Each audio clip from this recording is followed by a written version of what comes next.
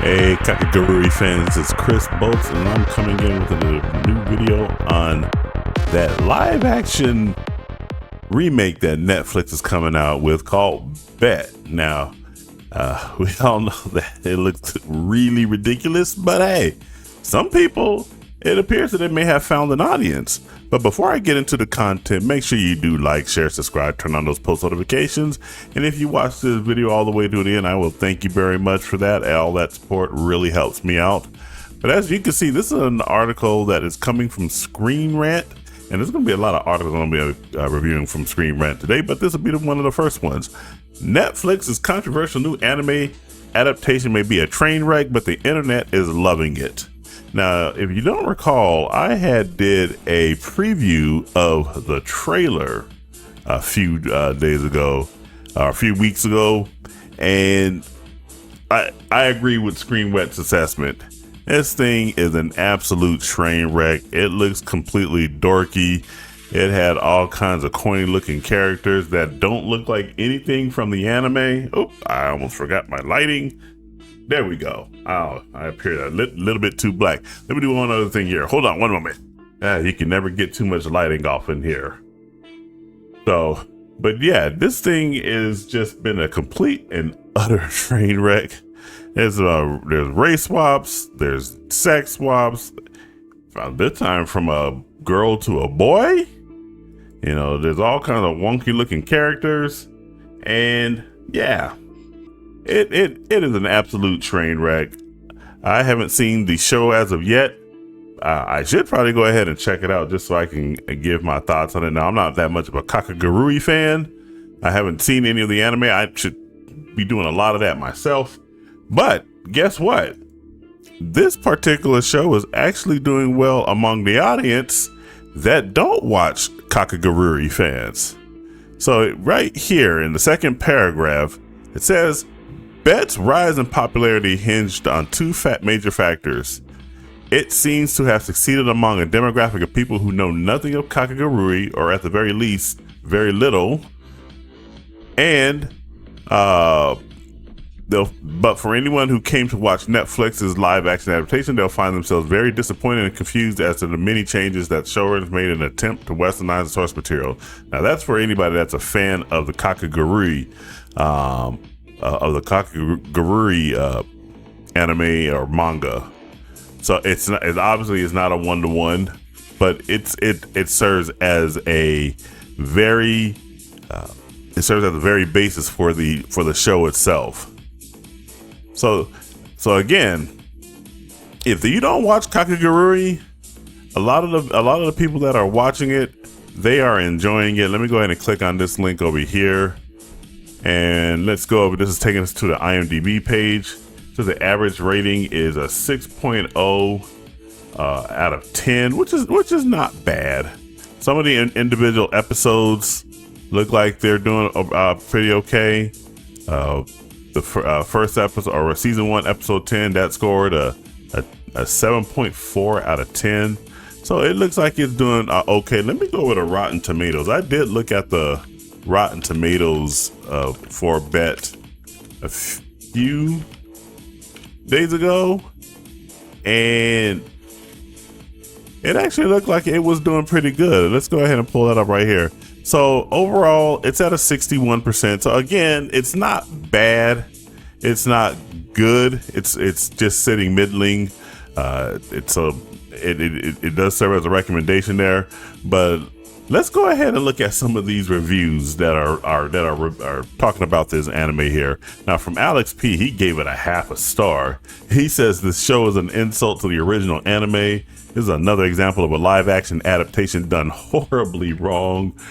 It has one-side characters with flat personalities that are at best forgettable and fades into the background with each scene. Would not recommend to other people who have watched the original anime. And then we have another one right here, 3.5 stars. First few episodes start off fun, then it gets boring. Next one is 4.5. I never thought I'd going to love this show, but I did. Although some of the character personalities don't really align with the original character in the anime. Yumiko calling herself a compulsive gambler, which is true, but the whole plot in this show is her wanting a revenge for her parents' death.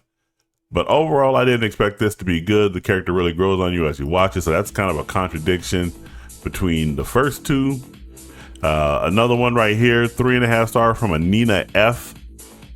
First moment is a little jarring because they cast actors who really sound like dub voice actors. But once you get used to it, I think it finds a happy medium on the overall style and feel. Obviously, it tones down some of the elements from the anime, and those who watch the dub are less likely to take issue than the sub viewers. Overall, better than I would typically expect from a live action anime. Adaptation slightly better than the average J-drama. Go in with an open mind. 5-star review right here for Ken W. Absolutely stunning. If you're a fan of them, you'll definitely love this adaptation. I don't know if anybody agrees with you on that. So yeah, we won't go through read all of them. Diego T here gives it a 0.5 star. It's an insult to the original anime. This person with no name, 5 stars. It says I'd say it's a very enjoyable show. Zeke Y, plot of the story is so good. Ferdinand B, 3 stars. Eric G, 4 stars. And so on and on it goes right there. But overall, it averages out to about a 61% score rating for this particular anime. And I think these are the only reviews that it has right here. Let me go back a screen here. So yeah, fewer than 50 ratings. So it averages out to about a 61%. So pretty much, it pretty much lines up with this article right here from Screen Rant.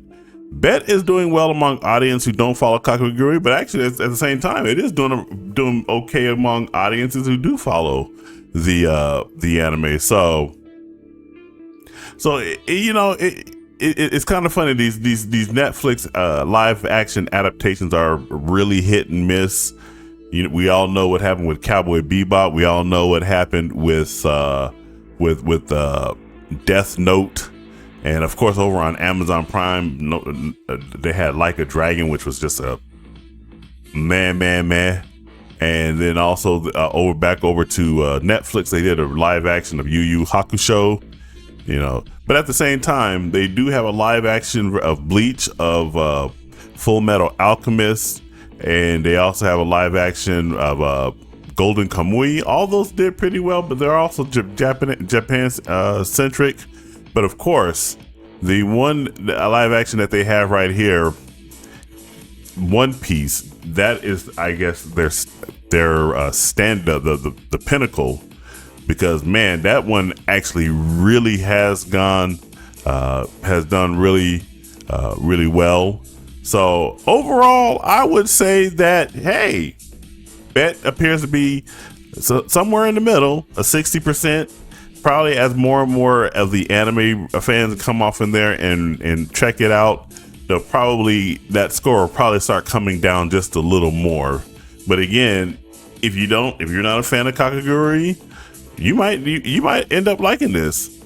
So you guys jump down in the comments and let me know what you guys think. Do you guys think that have you guys watched Bet? Has it lived up to your expectations, or is it something that you are going to probably be skipping out on? Jump down in the comments and let me know. And remember to like, share, subscribe, turn on those post notifications. And if you watch this video all the way to the end, I really appreciate your support. And remember, this is Chris Boltz signing off, and I will catch you in the next video. You guys take it easy.